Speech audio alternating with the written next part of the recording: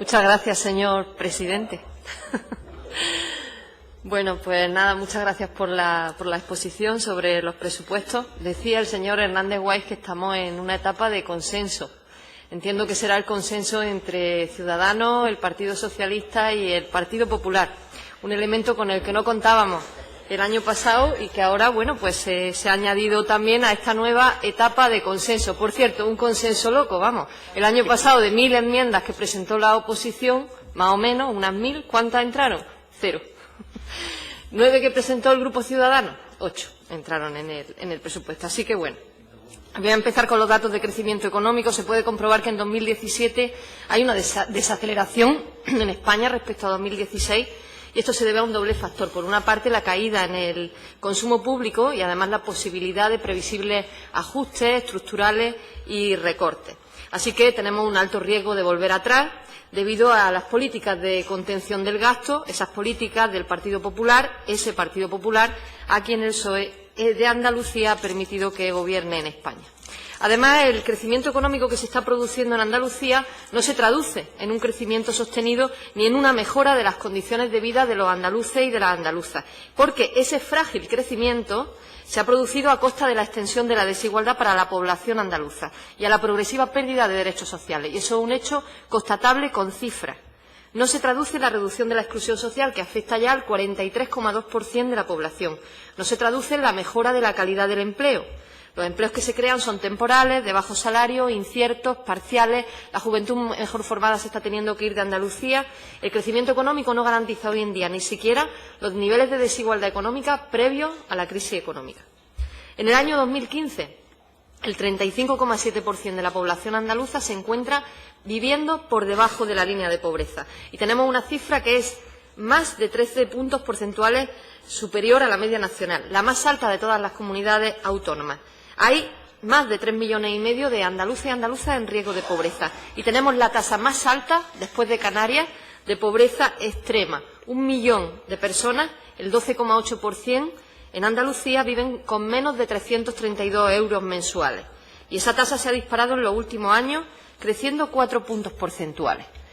¿Cuántas veces aparece la palabra pobreza en 900 páginas? 17 veces. Y circunscrita al ámbito de la infancia, circunscrita a determinados colectivos, cuando es algo que está generalizado en Andalucía.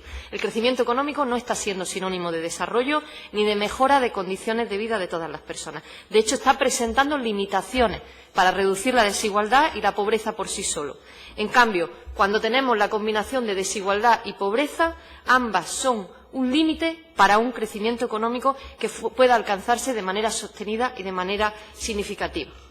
Pero pasemos a las cifras de ingresos y gastos de este presupuesto. Sinceramente, que cuando vimos estas cifras, el incremento de ingresos nos pareció algo parecido al milagro de los panes y los peces. Casi 2.000 millones de euros más. Y claro, pensábamos, ¿cómo es posible esto después de las rebajas fiscales que se han producido hasta ahora? Sí, se insistió el año pasado en que la recaudación se incrementaría a pesar de ese regalo fiscal que se hacía a Ciudadanos y, por ende, al Partido Popular, en bajada de IRPF y también en reforma del impuesto de sucesiones y donaciones, que supuso una pérdida de ingresos en torno a los 245 millones de euros. Y claro, es que resulta que el incremento de los ingresos corresponde en un 77% a ingresos financieros. 1.510 millones de euros sobre 1.954 millones de euros. Es decir, 3 de cada 4 euros de subida de ingresos están vinculados a la financiación vía deuda pública. Por otra parte, algo que llama la atención en el caso de los ingresos es la recaudación indirecta y la recaudación por impuestos directos.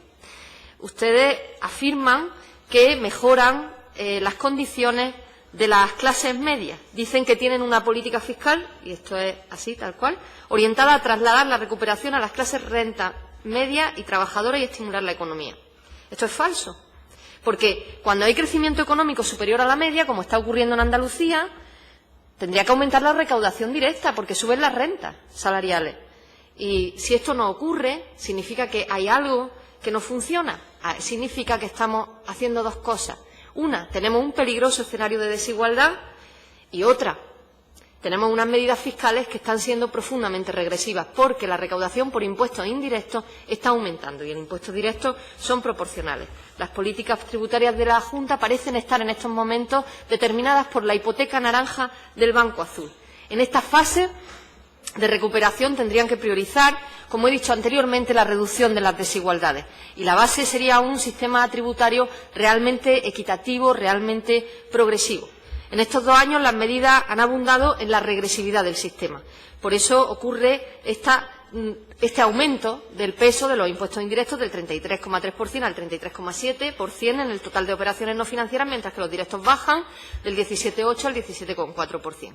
A nuestra economía le está saliendo muy caro que la política fiscal promueva cada vez menos la igualdad. De hecho, la desigualdad es una opción política cuando las políticas económicas y fiscales provocan su aumento. En estos momentos no encontramos diferencia entre este modelo recaudatorio y el modelo del Partido Popular del ministro Montoro. De hecho, vámonos a datos estructurales del empleo. ¿Cuál es el dato de paro estructural que hay ahora mismo en Andalucía? Desde 2009 no se ha bajado del 1.000.000 de personas desempleadas. Nunca esta comunidad autónoma ha estado por debajo de 383.000 personas desempleadas. Y eso es algo que habría que reconocer y habría que darle su lugar en los presupuestos. Habría que ser capaces de reconocer que esta comunidad autónoma de Andalucía tiene unos niveles de paro estructural y hay hogares que están sin ingresos. En torno a 200.000 hogares en Andalucía no tienen ingresos y sería cuestión de poner en marcha ya medidas que solucionen esto en el corto plazo, cosa que no aparece en estos presupuestos. Con respecto a los costes de los mecanismos de liquidez del Gobierno de España, señalan que se ha producido un incremento del pago para el pago de estos mecanismos, que se ha pasado de pagar 78 millones de euros en 2012, esto creo que son datos que ha ofrecido el Gobierno, a estar pagando en estos momentos 2.195 millones de euros. Esto habría que verificarlo, ¿no? Sí, no lo sé. Son datos que no son del presupuesto, son datos que han ofrecido ustedes. Nosotros sabemos que hay que reformar el Fondo de Liquidez Autonómico. Ahí estuvimos haciendo ese frente común para que no se pagaran intereses abusivos, para que la comunidad autónoma andaluza esto no ocurriera. Pedirlo ha sido nuestro trabajo en la comisión, pedirlo ha sido nuestro trabajo en el Pleno. Por eso no entendemos que no haya habido una actitud dialogante con Podemos Andalucía, cuando hemos hecho trabajo en común en este sentido. Y también lo hemos hecho con el sistema de financiación autonómica, que es insuficiente, que continúa generando desigualdad. Que vale, que no recordemos que es el sistema de financiación autonómica de Zapatero del año 2009, no lo recordemos, pero está siendo infrafinanciada la comunidad autónoma de Andalucía. Y ahí ha estado Podemos también diciéndolo. Sobre ese sistema de financiación hemos dicho ya bastante. Y las corporaciones locales. Ahora vienen con la que me decían ayer en Granada, que había sido idea de su señoría, aquí es que lo tengo al lado, del señor Funes. Y digo yo una cosa, ¿no se acuerdan ustedes de la moción que llevamos a pleno? De una moción aquí de 24 de junio, que lo tengo en el BOPA, relativa a las medidas de política general para mejorar la situación de relaciones financieras con las corporaciones locales. ¿Saben lo que votó Ciudadanos? Votó que no. ¿Sabe lo que votó el Partido Socialista? Votó que no. Yo es que no me lo puedo explicar. Porque además ahora dicen, sí, venga, 150 millones o 160 millones de euros para anticipos para los ayuntamientos en situación de alerta financiera. Bueno, y yo le pregunto una cosa, ¿ustedes han quedado con el partido del Gobierno en cuáles van a ser, cómo van a definir la alerta financiera? ¿Han quedado en cómo van a hacer una balanza de pagos para saber cuánto se debe de manera bidireccional la Junta al Ayuntamiento y el Ayuntamiento a la Junta de Andalucía? ¿Han quedado en un calendario de pago de la deuda de la Junta de Andalucía? O sea, quiero decir que esto era muchísimo más completo. Entonces ahora vienen con un anuncio particular y no dicen nada de la Patrica, por ejemplo, que lo ha mencionado también la portavoz de Izquierda Unida, como si fuera una novedad, cuando realmente esto estaba recogido, insisto, en una moción que se llevó a pleno, a la que votaron que no, sistemáticamente, a todos los puntos de la primera parte. A los de la segunda parte votaron que sí, que por cierto eran los del Gobierno de España. Hubo un cruce, ahí el Partido Popular votó que no, a la segunda parte. ¿Y por qué no han dialogado con Podemos Andalucía? Con quienes hicieron frente común para hacer frente a esos intereses abusivos al sistema de financiación. Por el lado de los gastos, hay un aumento de los gastos, ya lo ha dicho la portavoz de Izquierda Unida, incremento de 1.954 millones de euros, 60% se destina al pago de la deuda, 789 millones al pago de gastos no financieros. El aumento de la deuda, 38%.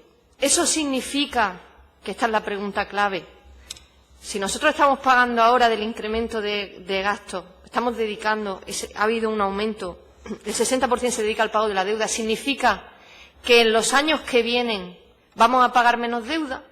Es decir, ¿esto es porque estamos amortizando en este año, nos viene muy bien por la situación de los mercados financieros, porque los tipos de interés son bajos y nos interesa amortizar la deuda anticipadamente este año y quitarnos de en medio? ¿Y eso va a significar que esto es estupendo para los años siguientes o no? ¿O vamos a seguir en esta línea ascendente del pago de la deuda? En términos de consolidación fiscal, bueno, aquí cabe poner de manifiesto que nos esperan años de lágrimas.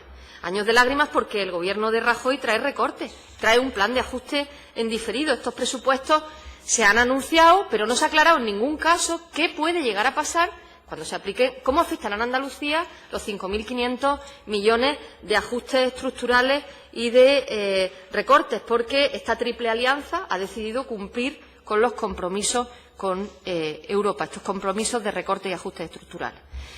Así que, al margen de las cifras de gasto, al margen de las cifras de ingresos, nosotros tenemos una gran desconfianza, y por varios motivos. Yo, señora Montero, estuve a punto de creerla, de creer que había afinidad ideológica en temas de Hacienda y fiscalidad, aunque en otros temas pudiera no haberlo. Lo creí cuando presentábamos iniciativas del sistema de financiación autonómica, del fraude fiscal, de financiación local, del sistema general fiscal en general, pero es que esto se está pareciendo cada vez más a House of Cards. Parece un castillo de naipes, que se puede derrumbar todo el trabajo en un momento. Estos presupuestos vienen con trampa. Y es que yo creo que no se aprende de los errores del pasado. Traen esta ley con poco tiempo, porque además no la trajeron el viernes, sino que la traen el lunes, con un puente por medio, sin diálogo previo alguno, y nosotros solicitamos ese diálogo. ¿Y saben lo que pasa? Nosotros lo sabemos. Dice que están abiertos. Están cerrados.